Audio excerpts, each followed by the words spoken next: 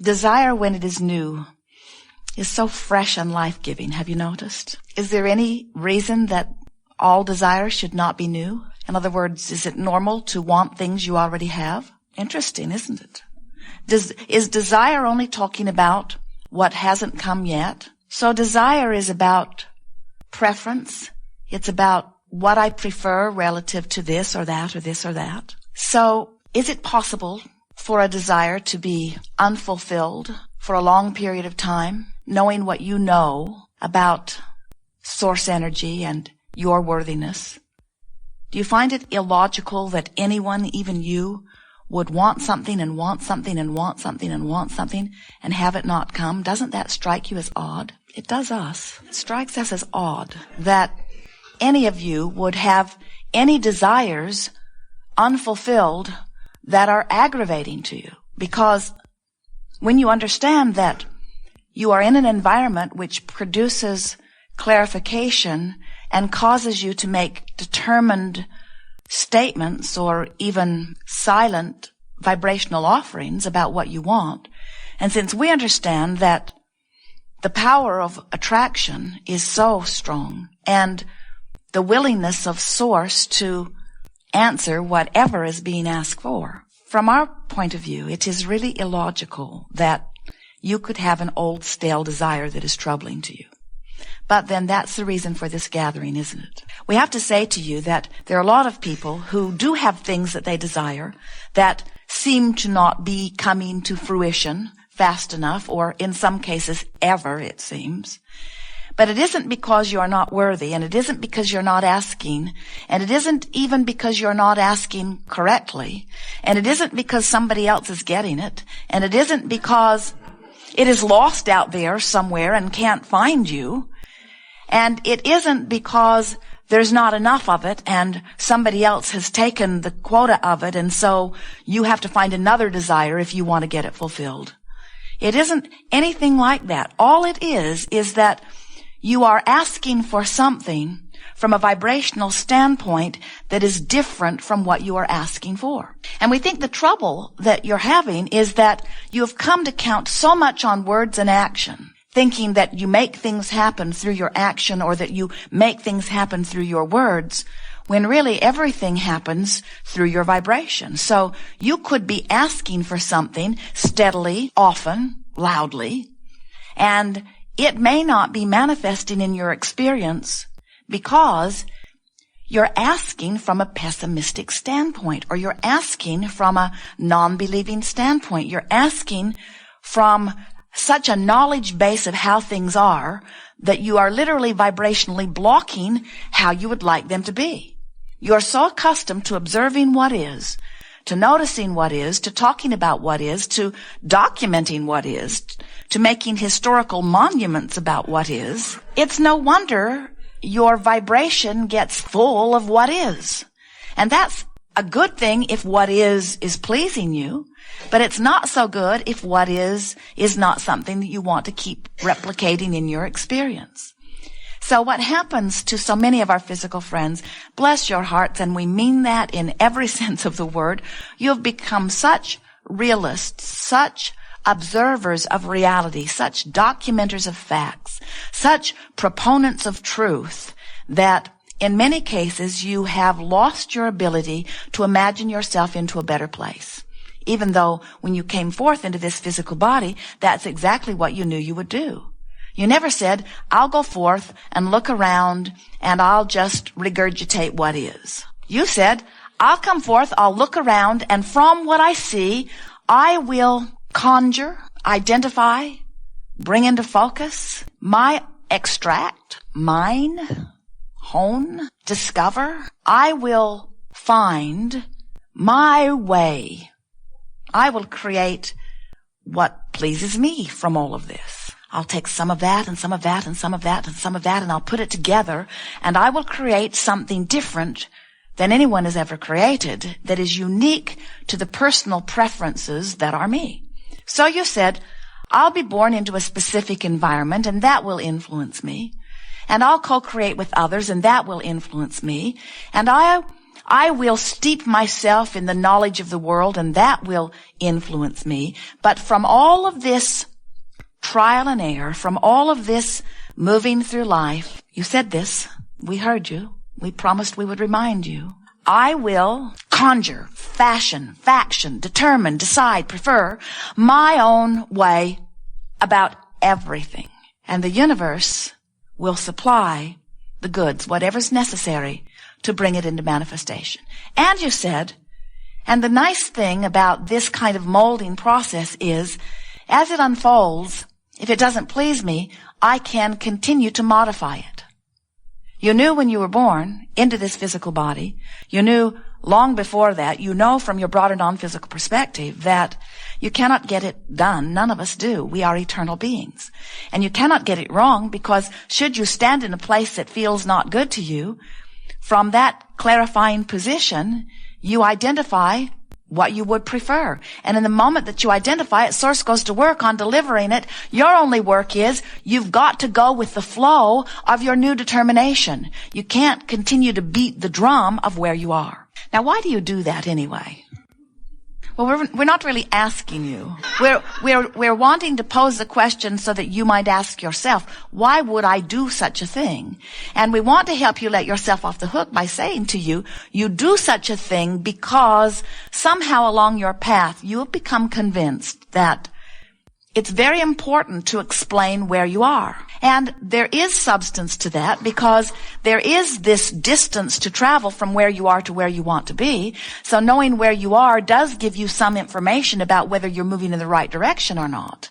But you sort of got carried away with explaining where you are by going back and retracing your steps in a sort of justifying attitude of, well, this is where I am because of this and this and this and this and this. And we say, well, if you're explaining that you're where you are because of this and this and this and this and this, at the same time, you are assuring that you will remain there for here and here and here and here and here and here and here, because all of your power is right now. So if you're using your powerful now to explain how you got to a place you don't want to be, you are also using your powerful now to make sure that the next place is just like it, and the next place is just like it. Because future experience is mimicking what you're talking about now, what you're thinking about now, how you're feeling now. There's another pretty substantial reason that you try to justify or explain what has happened that has brought you to where you are. And we really want you to hear this, because as you hear this and sort of integrate it and watch yourself doing it and then do something different about it, this could serve you in a very powerful way. And for many of you who are here, we can feel that you're right on the brink of this understanding. You talk about how you got to where you are, because when you're standing in a place that is different from the place you want to be, not enough money, not enough vitality, not enough lover, not enough physical wellness, not enough clarity, not enough of something is where you're standing. At so many levels of your being, you know this is not who you are, and that something different really should be happening. At many levels of your being, you know you are supposed to be joyful, and you know you're supposed to feel good, and you know it's supposed to feel fun. You know that you are of value. You know that life is supposed to unfold in a powerful way for you. At many levels of your being, you understand this. So when you're standing right in the middle of something that seems to not be the way you know it should be, that's what elicits this explanation from you.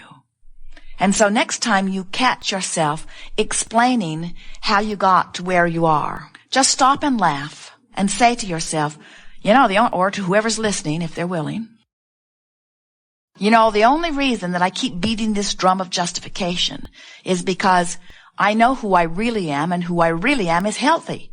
I know who I really am, and who I really am is prosperous. I know who I really am, and who I really am is clear-minded and steady and vital and alive and friendly and feeling good and loving and appreciative. That's who I really am. So if I'm standing here in this place and I'm not there, you sort of are going berserk on so many levels, because something has gone terribly wrong. You see, children, sometimes they just throw a tantrum. And it isn't because they're spoiled. It isn't because they're bad. It's because they remember how it's supposed to be. They remember that they're supposed to be adored, and they remember that it feels good when they adore. They remember that they're supposed to feel capable.